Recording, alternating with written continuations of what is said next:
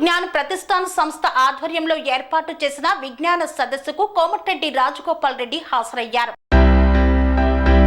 Choutuppal municipality కేంద్రంలో Gandhi global family Gandhi Gyan Pratishthan సంస్థ ఆధ్వర్యంలో ఏర్పాటు చేసిన గాంధీ సుస్థిర విజ్ఞాన సదస్సుకు హాజరైన ఎమ్మెల్యే కోమటిరెడ్డి రాజగోపాల్ రెడ్డి. హాజరైన రాజగోపాల్ రెడ్డికి ఘన స్వాగతం పలికిన గాంధీ గ్లోబల్ ట్రస్ట్ నిర్వాహకులు, స్థానిక నాయకులు. స్థానిక గాంధీ పార్కులో గాంధీ గ్లోబల్ ఫ్యామిలీ ఏర్పాటు చేసిన స్టాళ్లను, 601 గాంధీ ప్రతిమలను, ప్రదర్శనను, సాంస్కృతిక కార్యక్రమాలను తిలకించి 100 మంది విద్యార్థుల మధ్య కూర్చొని చెరక తిప్పిన రాజగోపాల్ రెడ్డి. అనంతరం ఇదే వేదికపై చౌటుప్పల్ పాలక వర్గాన్ని సన్మానించారు ఎమ్మెల్యే. ఈ సందర్భంగా కోమటిరెడ్డి రాజగోపాల్ రెడ్డి మాట్లాడుతూ, నియోజకవర్గాన్ని అభివృద్ధి పదంలో ముందుకు తీసుకువెళ్లాలంటే ప్రతి నిమిషం సద్వినియోగం చేసుకోవాలన్నారు. విద్యార్థులు ప్రదర్శించిన భారతీయ సాంప్రదాయ ఆట ప్రదర్శన చాలా బాగుంది అన్నారు. చౌటుప్పల్ పురపాలక కౌన్సిలర్లు అందరికీ అభినందనలు తెలిపారు. ఆస్తులు అంతస్తులు కాదు, ఆరోగ్యమే ముఖ్యమని, ఈ ప్రాంతంలో పొల్యూషన్ ఎక్కువగా ఉందని, పొల్యూషన్ విషయంలో స్థానిక నాయకులు రాజీ పడవద్దని సూచించారు. ఈ అక్టోబర్ నుంచి నెక్స్ట్ అక్టోబర్ 2 వరకు ప్రతి పాఠశాలలో వ్యవసాయ రంగ రాష్ట్ర కన్వీనర్ శ్రీమతి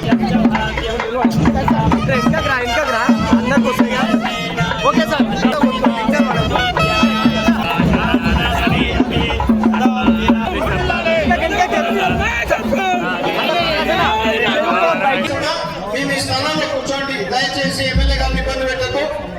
మన లీడర్ మనం ఎవరిని ఇబ్బంది పెట్టద్దు. ఎవరు కూడా వారిని ఇబ్బంది పెట్టద్దు. శ్రీయుత శాసనసభ్యులకు అండ్ శ్రీరెడ్డి మున్సిపల్ చైర్మన్ గారికి, కౌన్సిలర్లు ఆయా వార్డుల్లో విస్తృత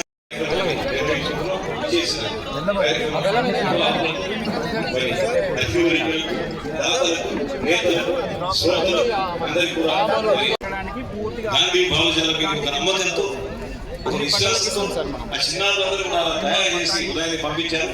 వారికి కూడా శిరస్సు నేతలు శ్రీనివాస్ రెడ్డి గారు, గోవర్ధన్ రెడ్డి గారు, దామోదర్ రెడ్డి గారు,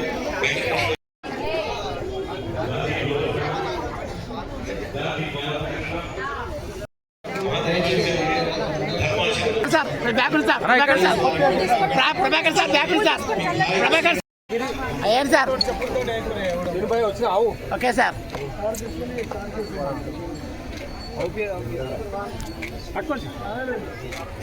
రాదు సార్, ఏంటి సార్?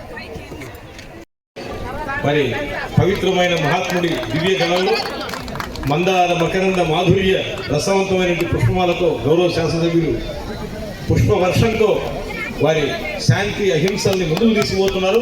ఒక్కసారి మీ అందరి చప్పట్లతో BJP, TRS, CPI, CPM and similarly some of the technical heads are here and people from the commerce, rice millers are also here.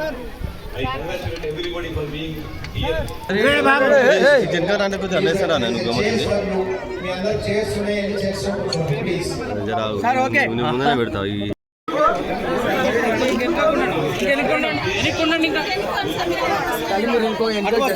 ఇట్లా గ్యాప్ కొద్దిగా అందరూ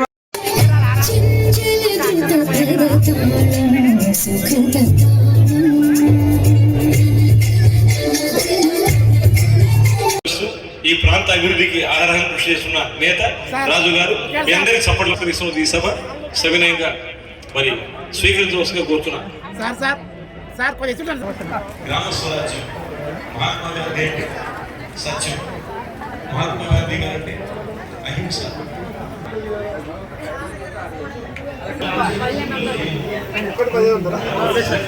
నిజంగా గాంధీ గారి పేరు మీద ముఖ్యంగా ఇక్కడ మొత్తం అన్నిటికన్నా అట్రాక్షన్ అంటే ఆ విగ్రహాలు. ఒక్కటే చోట 600 విగ్రహాలు ఇట్లా నెలకొల్పడం అయితే నేను కూడా మొట్టమొదటిసారి చూస్తున్నా. మీ అందరినీ కూడా నేను అప్రిషియేట్ చేస్తున్నాను. నిజంగా ఇది ఒక మంచి కార్యక్రమం. ఇదైతే ట్రెడిషనల్ గేమ్, మన భారతీయ గేమ్, కానీ చాలా బాగా చేసింది. మన పిల్లలకు నిజంగా హ్యాండ్స్ ఆఫ్, చాలా బాగా చేసింది. తినే ఆహారం ఇంటేక్ ఏదన్నా మనం ప్యూర్ గా చూసుకుంటే డెఫినెట్ గా 90% హెల్త్ ప్రాబ్లమ్స్ రావు. మునుగోడు నియోజకవర్గం పేరు ప్రపంచవ్యాప్తంగా, ముఖ్యంగా ప్రధానమంత్రి మోడీ నోట్లకి వెళ్ళి కూడా వచ్చింది మునుగోడు అని చెప్పేసి. ఏది ఏమైనా మనం చేసిన పోరాటం త్యాగం ఊరికే ఏం పోలేదు. ఈ ప్రాంత అభివృద్ధికి, ఈ ప్రాంత ప్రజలకు మేలు జరిగింది నా రాజీనామాతో. నాకు పదవి పోయిండొచ్చు 1.5 year, 18 నెలలు నేను ఎమ్మెల్యేగా లేనంత మాత్రం నాకేం పోలే, మళ్ళా పదవి వచ్చింది. అందుకనే పదవుల కోసం డబ్బుల కోసం పాకులాడాల్సిన అవసరం లేదు. నీ ఆలోచన విధానం మంచిగా ఉండి నువ్వు ప్రజల కోసం నిజాయితీగా పనిచేస్తే ఆ పదవులు నీ వెనకాల వస్తూనే ఉంటాయి.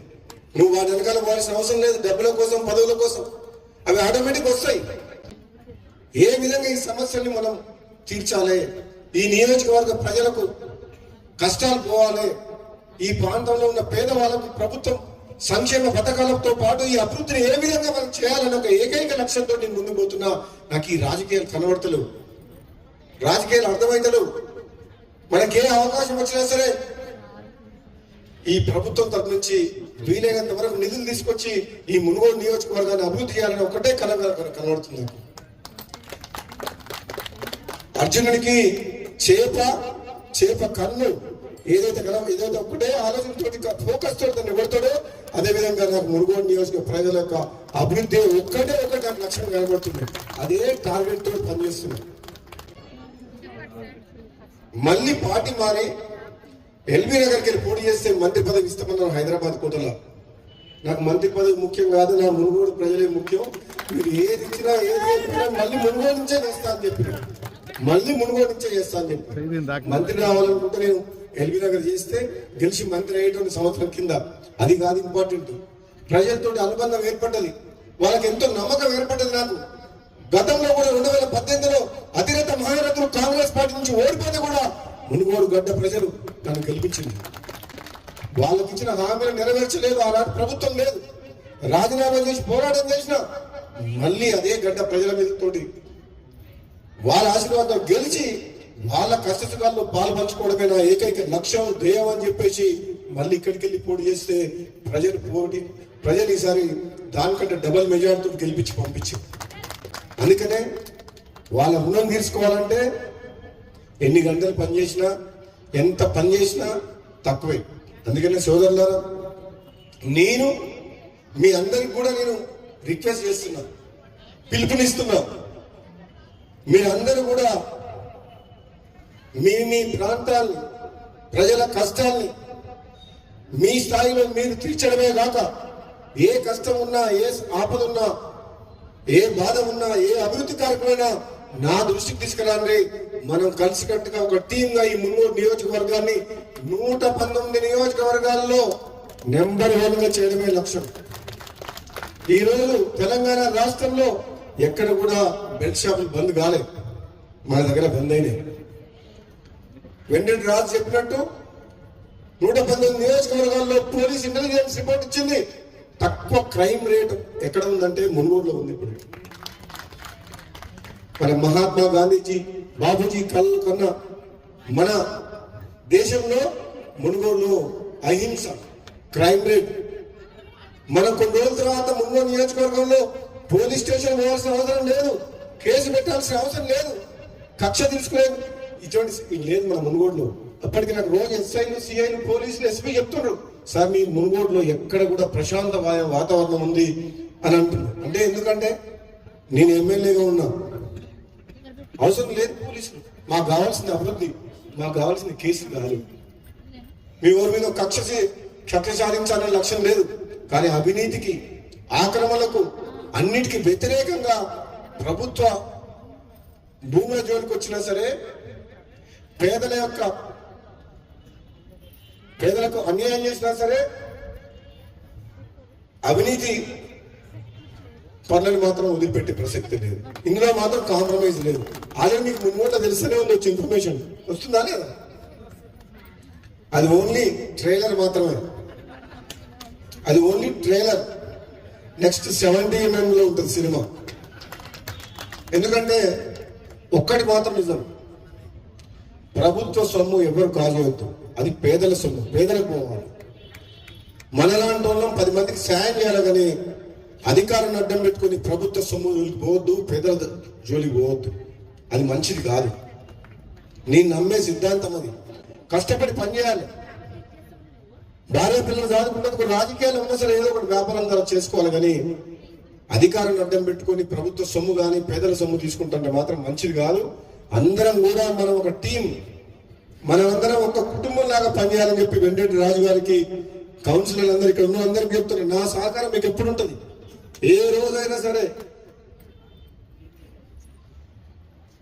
మీ అందరికి కూడా నా సహకారం ఉంటుంది. ఇంతసేపు ఓపికతో కూర్చున్నందుకు మీ అందరికి కూడా ధన్యవాదాలు తెలియజేస్తూ ముగిస్తున్నాను. Thank you. Panacea Meridian hospitals ప్రతి సామాన్యుడికి అందుబాటులో అంతర్జాతీయ వైద్య ప్రమాణాలతో వైద్యం, 24 గంటల అంబులెన్స్ సర్వీసుతో పాటు అత్యవసర సేవలతో ఏర్పాటైన చికిత్సా విభాగం. మా దగ్గర గుండె సంబంధిత, మూత్రపిండ, కాలేయ, కంటి జబ్బులకు, మోకాళ్ల శస్త్ర చికిత్సతో పాటు కోవిడ్-19, బ్లాక్ ఫంగస్ వంటి వైరస్లకు, అన్ని రకాల ఆరోగ్య సమస్యలకు నమ్మకమైన అత్యాధునిక వైద్య చికిత్సను అందిస్తున్న హాస్పిటల్ పనేసియా మెరిడియన్ హాస్పిటల్స్. మీ ఆరోగ్య సమస్య ఏదైనా ఇప్పుడు పరిష్కారం సాధ్యం. సంపూర్ణ ఆరోగ్యం కోసం సంప్రదించండి Panacea Meridian hospitals, opposite Bheeramguda Kaman, RC Puram, Sangareddy district, pin code 502032. సంప్రదించాల్సిన ఫోన్ నెంబర్ 0845524177 మరియు 7893757770.